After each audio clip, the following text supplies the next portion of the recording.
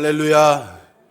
삶의 자리에서 감사함으로 하나님께 예배드리는 우리 모두의 심령 위에 생명의 주인 되시는 하나님의 은총이 임하기를 주님의 이름으로 축원드립니다. 오늘 말씀은 출애굽 공동체가 광야에서 경험한 만나 사건을 보여주면서 만나가 일상의 삶에서 하나님을 향한 신앙의 시험이었다는 것을 우리에게 알려줍니다. 출애굽 이후에 마라라는 곳에 도착한 이스라엘 백성들이 마침 마실 물이 떨어졌습니다. 3일 동안을 여행하면서 물을 다 먹었던 것이죠. 타는 듯이 내리쬐는 태양 아래 목이 말랐던 백성들이 막상 도착한 마라의 물이 써서 먹지 못하니 모세에게 불평을 쏟아놓고 원망했습니다. 이 모습을 보신 하나님께서 모세에게 한 나무를 가리키면서 그것을 물에 던지라고 하시죠. 이에 그 물이 달게 되어서 백성들이 그 물을 마실 수 있게 되었습니다. 그리고 그 마라를 지나서 엘림이라는 곳에 이르렀을 때에는 물샘 12돌과 종려나무 70그루가 있어서 백성들이 이 물 곁에 장막을 칠 수가 있었습니다. 그런데 여러분, 출애굽한 이스라엘 백성들의 목적지가 엘림은 아니었잖아요. 그들은 가나안으로 계속해서 가야만 했습니다. 구름 기둥과 불 기둥으로 인도하시는 하나님을 따라서 가나안을 향한 여정을 지속해야 했죠. 그렇게 그들의 발걸음이 이어져서 오늘 본문 1절에 보시면 출애굽한 이스라엘 백성들이 엘림과 시내산 사이에 있는 신광야에 이르렀다고 합니다. 신광야가 어디인지 정확하게 지금 단정할 수는 없지만 여러분들 지금 지도에서 보시는 것처럼 고대 근동 지리 연구에서는 보통 시나이 반도의 남부 지역 중앙을 가리키는 것으로 이해하고 있습니다.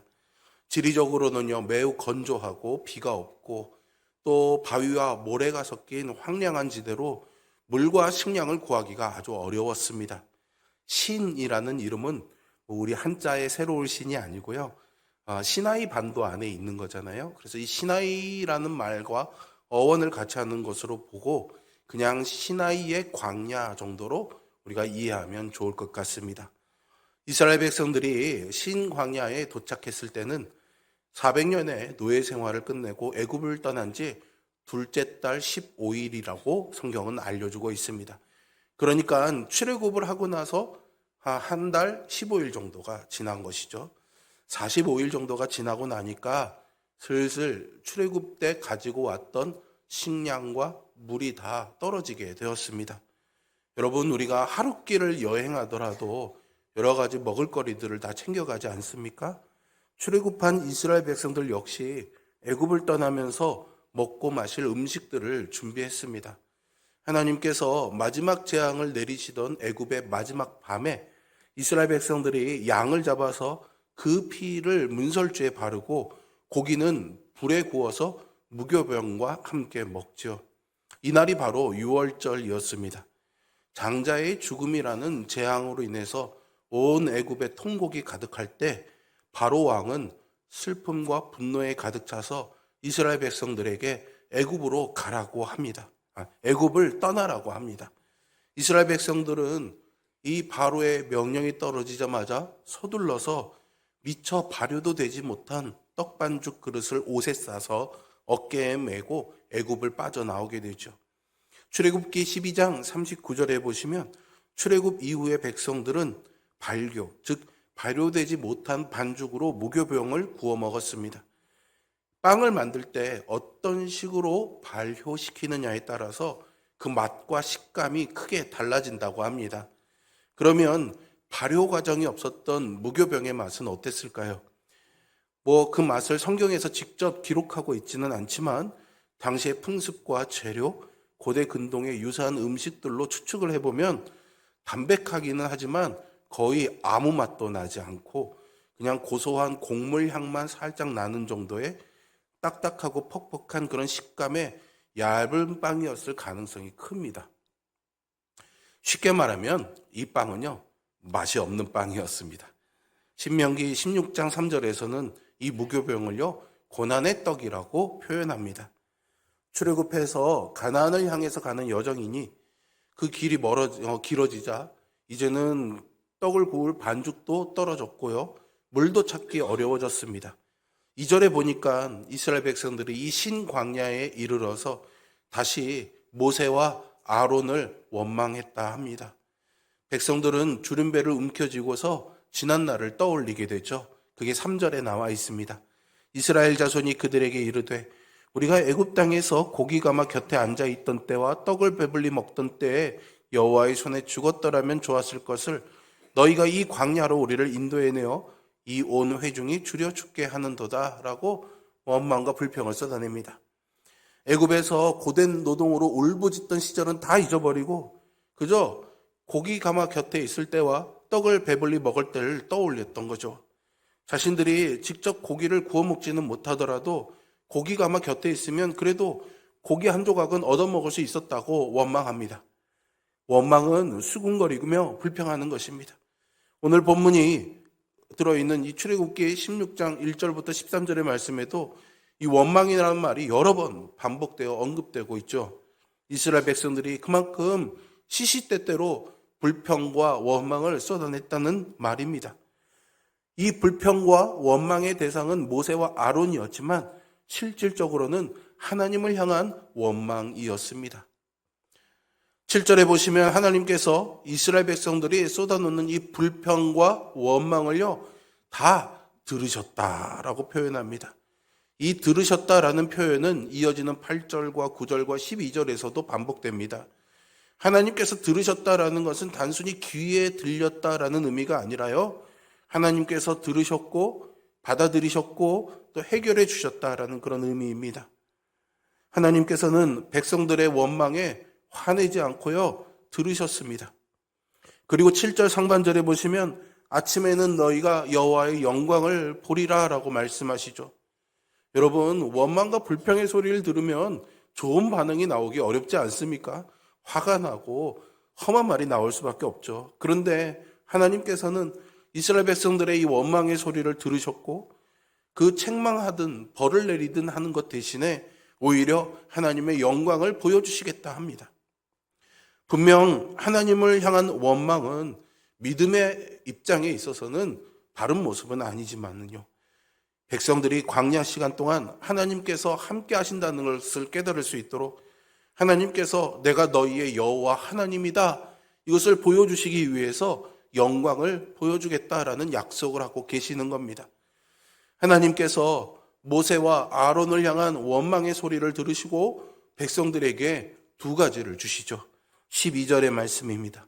내가 이스라엘 자손의 원망함을 들었노라. 그들에게 말하여 이르기를 너희가 해질 때에는 고기를 먹고 아침에는 떡으로 배부르리니 내가 여호와 너희의 하나님인 줄 알리라 하라 말씀하시죠. 첫 번째로는 해질 때에 고기를 먹게 하시고 두 번째로는 아침에 떡으로 배부르게 하신다고 합니다.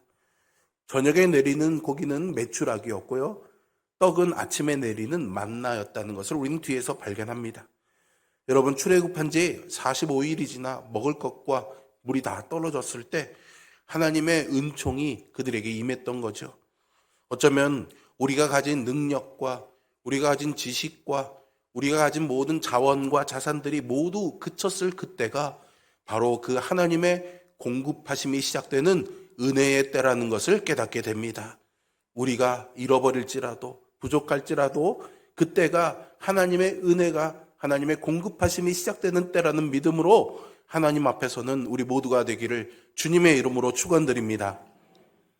여러분, 200만 명이 넘는 이스라엘 백성들이 이제 먹을 것이 떨어지고 배고프게 되었죠. 그래서 하나님께서 이 백성들의 필요를 아시고 미리 준비해 놓으셨던 겁니다. 시편 68편 9절과 10절에서 다윗은 하나님이여 주께서 흡족한 비를 보내사 주의 기업이 곰핍할 때에 주께서 그것을 견고하게 하셨고 주의 회종을 그 가운데 살게 하셨나이다. 하나님이여 주께서 가난한 자를 위하여 주의 은택을 준비하셨나이다 라고 고백하고 있습니다. 다윗의 이 고백처럼 신광야에서 배고프고 물이 없어서 가난해지고 주림배를 움켜쥐고 있던 하나님의 백성들을 위해서 하나님께서 주의 은택을 준비해 주셨던 것이죠. 13절과 14절의 말씀 같이 한번 우리 읽어보겠습니다. 저녁에는 메추라기가 와서 진에 덮이고 아침에는 이슬이 진 주위에 있더니 그 이슬이 마른 후에 광야 지면에 작고 둥글며 서리같이 가는 것이 있는지라. 아멘. 저녁에는요, 진을 덮을 만큼 메추라기가 몰려와서 백성들이 실컷 먹을 수 있었습니다. 아침에는 이슬이 내리고 마른 후에 작고 둥글며 서리 같은 것이 있어서 배불리 먹을 수 있었죠. 이렇게 하나님께서 이스라엘의 하나님이신 줄 알게 하신 겁니다.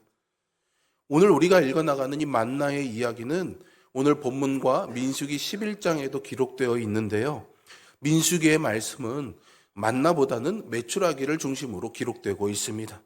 이스라엘 백성들이 날마다 만나만 먹어서 힘이 없으니 고기도 먹게 해달라고 모세에게 부르짖었죠. 모세가 이 문제를 가지고 하나님께 호소했더니 메추라기가 계절풍을 타고 미디안 광야로 몰려왔고 백성들이 메추라기를 잡아먹고서 기력을 보충했던 겁니다. 반면에 그보다 앞선 출애굽기의 말씀은 메추라기보다는 만나를 중심으로 기록됩니다. 15절의 말씀 같이 한번 읽겠습니다. 이스라엘 자손이 보고 서로 이르되 이것이 무엇이냐 하니 모세가 그들에게 이르되 이는 여호와께서 너희에게 주어 먹게 하신 양식이라. 아멘. 이스라엘 백성들은 이게 생전 보지도 못한 거였습니다. 그래서 이것이 무엇인지 알지 못해 이것이 무엇이냐라고 물었죠. 그것을 히브리어 그대로 발음하면 만후라고 합니다. 히브리어 성경이요, 라틴어나 영어나 이런 여러 언어들로 번역되어 오면서 우리 한글 성경으로까지 번역이 됐는데요. 그 과정에서 이 만후라는 발음이 만나로 표기되게 되어서 지금 우리는 이것을 만나라고 부르고 있습니다. 민수기 11장 7절과 8절에는 이 만나가 어떤지를 잘 설명해 주고 있는데요. 만나는 가시와 같고 그 모양은 진주와 같다고 합니다. 백성들은 이 만나를 맷돌에 갈기도 하고 절구에 찢기도 하고 가마에 삶기도 하면서 과자를 만들어 먹었는데 그 맛이 기름 섞은 과자 맛과 같았더라라고 그렇게 말하고 있습니다. 적어도 무교병보다는 맛있었을 것 같습니다. 지금 이 실체가 없는, 지금은 만나가 어떤지 모르죠. 그 만나에 대해서 성경이 이렇게 자세히 설명하고는 있지만 여전히 이 만나가 무엇이냐에 대한 추측들이 참 많이 있습니다. 그 중에 일부 학자들은 자연현상에서 이 만나가 어떻게 나왔는지를 설명하려는 분들이 있었거든요. 이 신광야가 있는 시나이 반도에서 흔히 발견되는 연지벌레라는 것이 있답니다. 근데 이 연지벌레에서 나오는 분비물이 새벽에 기온이 낮아지게 되면 굳어지고 그것이 이렇게 송이 같은 작은 서리 모양이 된다는 거예요. 그래서 그것이 만나라고 주장하는 겁니다. 이 분비물이 아주 우연찮게 단맛도 나고요. 아침 이슬과 함께 굳었다가 낮에는 녹는 특성이 있다고 합니다. 꼭 성경의 만나와 아주 비슷해 보이죠. 그런데 여러분, 200만 명이 넘는 이스라엘 백성들이 40년 동안 매일 먹을 수 있는 양을 그 연지벌레의 분비물로 다 감당할 수 있었을까요? 그렇기 때문에 이런 설명은 자연 현상으로만 우리가 이해할 수는 없는 것 같습니다. 성경은요, 분명히 이것을 하나님의 기적적인 섭리로 묘사하고 있음을 믿음으로 바라보는 우리가 되어야 하겠습니다. 그럼에도 불구하고 제가 이런 자연적인 설명을 드리는 이유는 우리의 신앙이요, 하나님께서 창조하신 그런 자연 현상들 속에서 이루어지는 것이기 때문에 그런 작은 자연의 변화와 자연의 일들 속에서 하나님의 오늘 나에게 주시는 은택이 무엇인지를 깨닫는다면 그것이 큰 은혜가 되기 때문이죠. 그래서 하나님의 사람인 우리에게는 늘 반복되는 일상이지만 그 일상이 우리에게는 또 다른 신비가 되어야 하는 것이죠. 우리의 일상 속에 깃든 하나님의 숨길을 느낄 수 있는 영적 예민함이 우리에게 필요합니다. 그것을 우리 모두가 구해야 하는 것이죠. 하나님께서 창조하신 세계를 바라보면서 하나님의 선하신 섭리와 사랑의 손길을 깨닫게 해달라고 간구하는 우리가 되어야 하겠습니다. 모든 만물을 주관하시는 하나님의 위대하심 앞에 겸손히 엎드려 경배한다면 우리는 그런 일상의 신비를 경험할 수 있습니다. 그리고 그 순간에 우리의 삶에는 하나님의 선하신 섭리와 사랑이 가득하고 충만하게 될 줄로 믿습니다. 어쨌든 이것이 무엇이냐 묻는 백성들의 질문에 모세는요, 어떻게 대답합니까? 하나님께서 너희에게 주신 양식이다 했습니다. 이거 하나님이 너희에게 주신 거야 라고 말해준 거죠. 만나는 일반 사람들이 그냥 지나칠 수 있는 일상의 삶 속에서 하나님의 은택을 깨달았던 일상의 신비였던 거죠.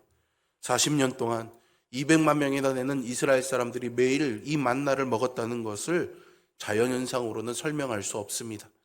우리의 그것 때문에 모세가 이스라엘 백성들에게 이 만나를 하나님이 주신 양식이다라고 전해주고 있는 것이죠. 이스라엘 백성들은 아마도 출애굽 이후에 가나안에 들어가서도 대대를 이어가면서 이 만나의 이야기를 전해주었을 것입니다. 그리고 하나님의 돌보심과 은택에 감동받으면서 하나님의 백성이라는 정체성을 확인했을 것입니다. 35절에 보니까 이날 이후로 가나안에 들어가는 날까지 백성들은 만나를 먹게 되었죠. 오늘 본문에서 유독 제 눈에 들어온 구절이 하나 있었습니다. 4절인데요. 같이 한번 읽어볼까요? 그때 여호와께서 모세에게 이르시되 보라 내가 너희를 위하여 하늘에서 양식을 비같이 내리리니 백성이 나가서 일용할 것을 날마다 거둘 것이라. 이같이 하여 그들이 내 율법을 준행하나 아니하나 내가 시험하리라. 아멘. 하나님께서요, 날마다 하늘 양식을 비같이 내리셔서 백성들의 일용할 양식을 날마다 거두게 하실 거라고 합니다. 그런데 마지막 구절에 이것이 하나님의 율법을 준행하는가 아닌가 하나님께서 시험하시는 것이 된다고 말합니다. 그러니까 만나는 우리의 일상에서 우리가 정말로 하나님을 신뢰하는지 시험되어지는 것이죠. 그래서 이 뒤에 말씀해 보시면, 우리 오늘 본문 뒤에 보시면 하루에 먹을 만큼만 가져가게 하고 아침까지 남겨두지 말라고 했습니다. 남겨둔 것들은 다 쓸모없이 먹을 것이 못되었던 거죠. 신명기 8장은요, 하나님이 이스라엘을 시험하신다라는 이 주제와 관련해서 중요한 메시지를 하나 담고 있습니다. 신명기 8장 3절의 말씀인데요. 하나님께서 이스라엘을 낮추시고 줄이게 하시면서도요, 이 만나를 먹이신 이유가 사람이 떡으로만 사는 것이 아니고 여호와의 입에서 나오는 모든 말씀으로 사는 줄을 알게 하려 하심이다라고 말해주고 있습니다. 이스라엘은요, 매일매일 내리는 이 양식 만나를 통해서 하나님이 주시는 시험을 통과해 우리를 살게 하시는 분이, 우리를 지켜주시는 분이 누구인지 알게 하고 우리가 누구를 의존하고 어디에 의뢰해야 될지를 알게 하시는 그런 하나님이시라는 것을 깨닫게 하시는 거죠. 만나는 단순히 배고픔을 달래주는 육신적인 양식이 아니었습니다. 출애굽하면서 이제 새로운 하나님의 백성, 거룩한 백성으로 살아야 될 이스라엘에게 하나님이 말씀을 주시고 이 말씀을 준행하는지 여부를 매일매일 판단할 시험으로 만나를 허락해 주신 거죠. 그런데 중요한 것은 날마다의 매일의 시험이라는 겁니다. 하나님께서 출애굽한 이스라엘 백성들에게 만나를 내리시는 것은요, 광야라는 환경 속에서 치러진 시험입니다. 광야는 황폐한 곳이죠. 강렬한 햇빛이 비추면 뜨겁게 달아올라서 열기로 이글거리는 곳입니다. 광야는 전갈과 불뱀이 우글거리는 위험한 곳이고 고난으로 가득한 곳이며 외로운 곳입니다. 어떤 어려움이 펼쳐질지 예상할 수도 없습니다. 광야를 건너 가나안에 도착할 때까지 이제 앞으로 얼마나 더 많은 어려움을 경험해야 하는 것일까요? 광야 생활이 시작되는 처음부터 계속 이런 원망과 불평이 쏟아지고 쌓인다면은 아마 가나안에 이르기도 전에 이스라엘 백성들은 불순종의 죄로 망하고 말 것입니다. 주어진 상황과 형편이 어려워도 시험을 이겨나가면 하나님께서 약속하신 땅 가나안에 들어갈 수가 있습니다.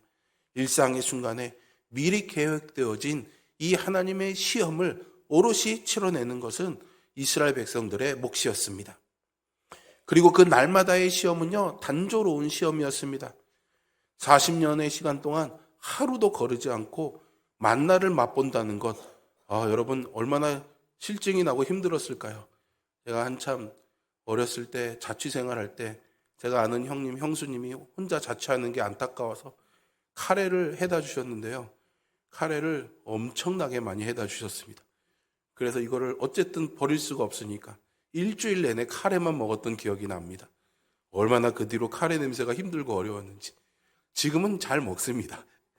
어쨌거나 힘들고 어려운 일이었겠죠. 근데 하나님께서 만나라는 이 단조로운 양식에도 불구하고 하나님의 말씀과 순종의 인내, 믿음의 결심을 시험하고자 하셨던 겁니다. 그런데 앞에서 말씀드렸던 것처럼 이스라엘 백성들이 언젠가부터요, 이 만나의 실증을 느끼기 시작했습니다. 이스라엘 백성들은 처음에는 이 만나가 고마웠겠지만 시간이 지나면서 점점 하나님께 원망하기 시작했습니다. 왜 이것만 주시나요? 이것 말고 다른 건 안 되나요? 이렇게 이스라엘 백성들이 40년 동안 먹었던 만나는 하나님의 은택이면서 동시에 날마다의 시험이었던 거죠. 출애굽이라는 놀라운 구원의 은총을 경험하지 않았습니까? 홍해를 가르고 건너게 하는 은혜를 그들이 경험했습니다. 그런데 날마다 먹고 마시는 문제로 인해 하나님을 신뢰하지 못하고 원망하며 불순종하는지 만나로 시험하신다는 겁니다. 이스라엘 백성을 출애굽하신 하나님이 신실하심으로 광야 이스라엘 백성들의 먹고 사는 문제를 해결해 주시고 지켜주시고 인도해 주신다 했습니다. 그러니 이스라엘의 실패는 하나님의 예비하시고 베푸시는 그 은택에 감사하지 못하고 만족하지 못하고 하나님을 의지하지 못했다는 데 있는 거겠죠.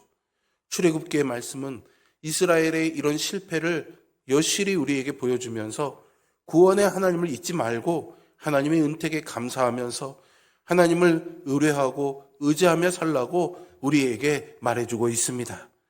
날마다 내리는 이 만나의 시험은 하나님을 믿고 섬기는 사람들에게 주어진 시험입니다. 거룩한 백성, 제사장 나라로 세워져야 될 40년, 이 시간 동안 치루어야 할 시험인 것이죠. 광야 같은 세상을 우리도 살아가지 않습니까? 그래서 먹을 것과 마실 것에 대한 염려와 근심이 늘 있습니다. 세상의 염려와 걱정, 근심이 그치지 않죠. 오늘 하루의 삶에서 불안과 두려움에 사로잡힐 때마다 사탄은, 바알 우상은 육신의 정욕, 안목의 정욕, 이생의 자랑으로 우리를 유혹하려고 합니다.